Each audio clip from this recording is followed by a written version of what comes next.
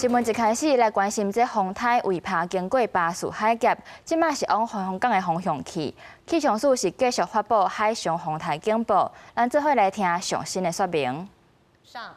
而台风的暴风圈目前也正逐渐进入了台湾海峡的南部，气象署持续针对巴士海峡、台湾海峡以及东沙岛海面发布海上台风警报，而预计到了明天，台风就会渐渐移动到香港附近、香港南侧的海面上。到了今天晚上之后，东半部地区，尤其是花东到恒春半岛，降雨还是会持续；而西半部地区，随着台风的移动，它的外围环流的水汽也有机会逐渐影响到南部地区以及部分比较偏山区的西部地区。所以在晚上之后，其实南部地区降雨的状况也是会有